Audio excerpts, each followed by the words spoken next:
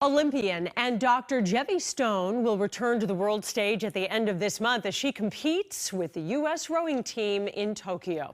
The Boston native sat down with our Leah Martin before heading to Japan, and here's their conversation. Gevvie Stone, thanks so much for joining us, and congratulations on qualifying for the Olympics. Thank you. Thank you for having me. It's an understatement to say it has been a strange year. How did the postponement of the Olympics impact your training? Was that extra time beneficial, or did it disrupt your rhythm? I found it a struggle. I was ready to go, headed into trials in March of 2020 when everything got postponed. Excited for that last kind of sprint towards the Olympics, and another 12 months was a lot at this stage in my career. I had been scheduled to restart residency in the emergency department August 2020, and that got postponed another year. And I've learned a lot this past 12 months. I've definitely gotten stronger for it, but it has been a challenge. Tokyo's vaccination rate is far below ours. Do you feel safe going there and competing?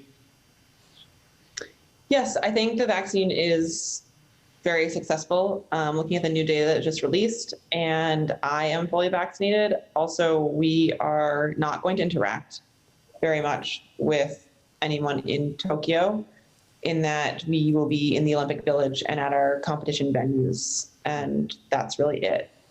You're no stranger to the Olympic Games. You represented Team USA rowing in 2012 and 2016. And actually, we spoke with you before Rio in 2016 about concerns about the Zika virus. That was the concern at that time. And you're not only an elite athlete, but you're a doctor, as you mentioned, getting back into residency. How concerned were you in terms of your training and all of that? And how much did it affect your training that we were doing all this in the midst of a pandemic? Well, this was definitely more impactful than Zika, which didn't really impact my training at all, living in Boston. I was able to row the single, which was great because the single is a socially distanced boat by the nature of it, and is critical to how my team typically trains. So we were able to train. Things did change slightly in that we were weightlifting out of a garage and didn't have access to bathrooms and all the rest at the boathouse. So it was different, but not impossible. As we say, you're a doctor as well. What's this past year and a half been like for you from that perspective? I postponed entering residency again. I was supposed to restart in August, so it's 12 months later. Other than that, it really hasn't. I volunteered to go back to the hospital last spring, summer, but the emergency department volumes were actually down because people were coming in with fewer non-COVID complaints. And with licensing and all the rest, I have been sticking to the research and online learning and attending lectures. Is your family going to be able to watch you compete in person, given the restrictions over in Japan? No, no friends or family, no Americans, no foreign spectators. My dad is my coach, so he won't be there, but everyone else will be watching from the U.S. How does that feel? Is that going to affect your, I don't know, your ability to perform, do you think, or are you just going to be able to kind of have tunnel vision? It's funny because when the family does come, everyone worries that their being there will be too much of a distraction. So I think in a way it will make it easier to focus on competition itself, but it's obviously a loss not to share the experience with people who mean a lot to me. That being said, I understand, given COVID and where Japan is right now and their vaccination statuses, that this makes sense, and I'm glad the Olympics is happening at all. As we've said, this is going to be your third Olympic Games, am I right? That's right. So what are you most looking forward to about this one?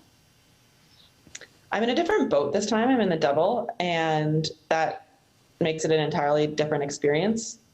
And I'm excited to share the experience with a boatmate and a teammate. You have this special partnership with New England Dairy. Tell us what that's all about. Yeah, I partner with New England Dairy through the U.S. Olympic and Paralympic Committee after Rio.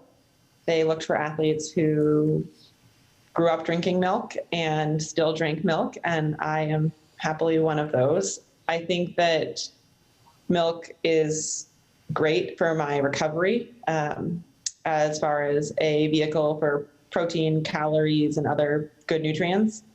And I have a little bit of a personal connection in that my uncle was a dairy farmer when I was growing up. So it was a great partnership when we got hooked up, and New England Dairy has been amazing to work with.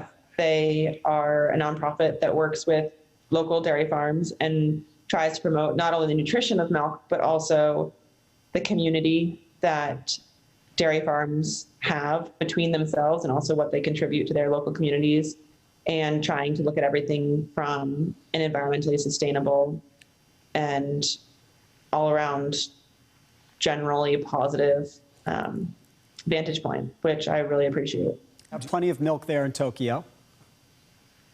Yes, I think Team USA will be well equipped with milk, which is great. Gevvie Stone with Team USA Rowing, thanks so much for joining us, and good luck in Tokyo. Thank you very much.